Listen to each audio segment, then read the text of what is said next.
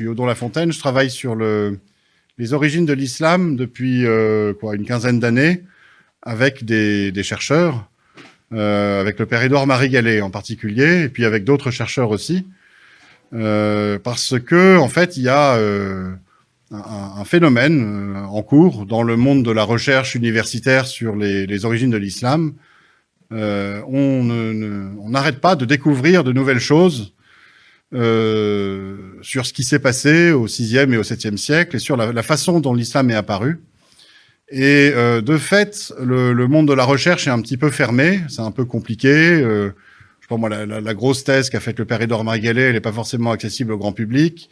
Les recherches pointues, qu'on peut voir dans des colloques internationaux, dans différentes publications, sont pas non plus très accessibles au grand public, alors même que ce qui s'y découvre est fondamental, à mon sens, pour comprendre ce que c'est que l'islam. Parce qu'en fait, la recherche historique en elle-même, elle va vous allez le voir dans l'exposé que je vais faire, elle va nous indiquer comment l'islam est apparu. Et effectivement, vous allez voir que c'est pas exactement selon le scénario traditionnel que l'islam propose. Ça, c'est une chose. Mais le savoir pour le savoir, ça apporterait pas grand-chose en soi. Ce qui est passionnant, en fait, avec la recherche, c'est que on comprend quelles sont les espérances qui sont au cœur de l'islam depuis ses origines. Et on comprend que ces espérances sont toujours là, en fait, aujourd'hui dans l'islam. Et c'est ça qui est vraiment passionnant.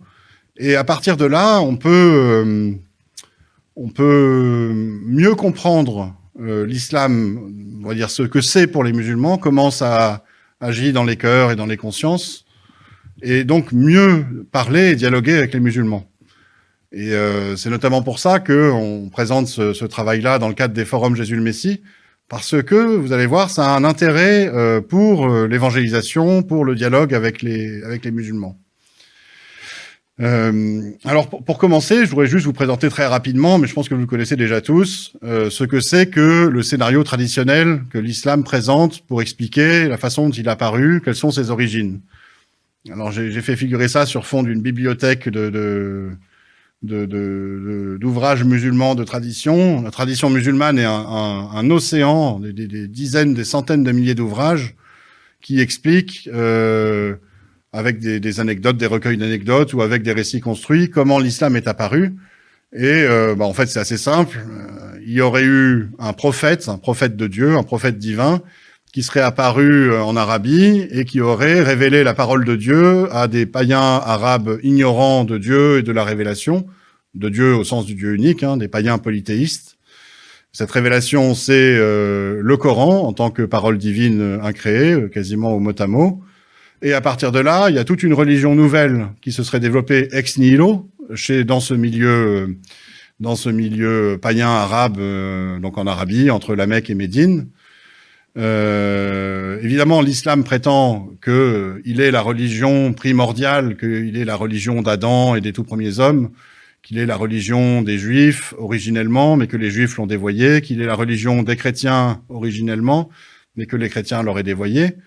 Mais ce qui se passe en Arabie, c'est quand même la création d'une religion nouvelle, absolument nouvelle, dans le sens où la tradition musulmane nous parle de païens polythéistes, et donc de gens complètement ignorants du Dieu unique, par exemple. Et à partir de là, ça ouvre la voie à la création de l'Empire arabe, de l'Empire califal, avec la conquête arabe, qui est racontée également dans ces ouvrages de tradition. Donc bon, le récit traditionnel est assez simple, mais il est en même temps très subtil, parce qu'il comporte en lui-même des éléments d'apologétique extrêmement forts.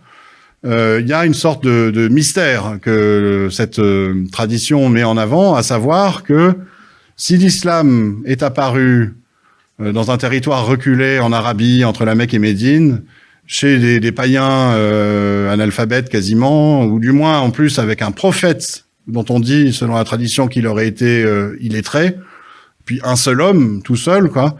Comment est-ce que ça pourrait... un seul homme aurait pu inventer tout ça? Donc forcément, derrière, il y a un argument très fort pour dire que ça vient de Dieu,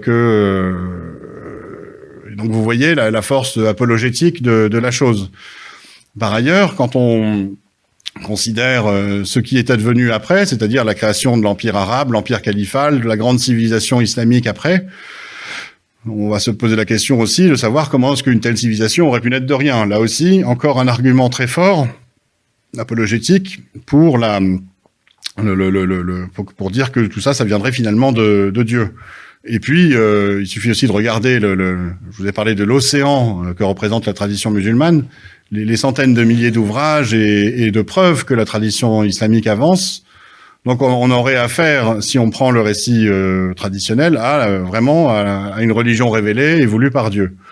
Et de fait, cette force apologétique, elle est passée au-delà de l'islam, chez des chrétiens, chez Louis Massignon notamment, qui a été très influent au XXe siècle pour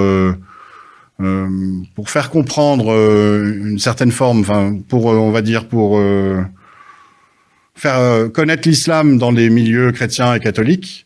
Et lui écrivait que l'islam serait donc une réponse mystérieuse de la grâce à la prière d'Abraham pour Ismaël et les Arabes.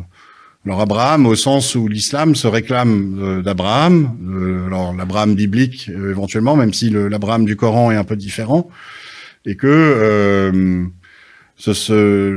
les Arabes se prétendent, eux, les descendants du fils Ismaël d'Abraham, et non d'Isaac, qui est le patriarche des Juifs.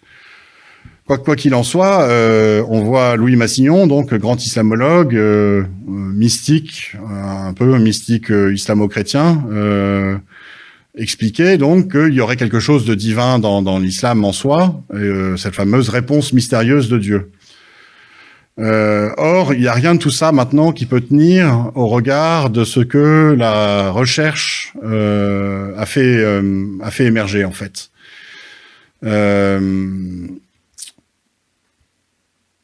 De fait, je vous l'ai annoncé, je vous l'ai expliqué là en introduction, il y a un bouillonnement dans la recherche sur les origines de l'islam depuis une trentaine d'années en particulier.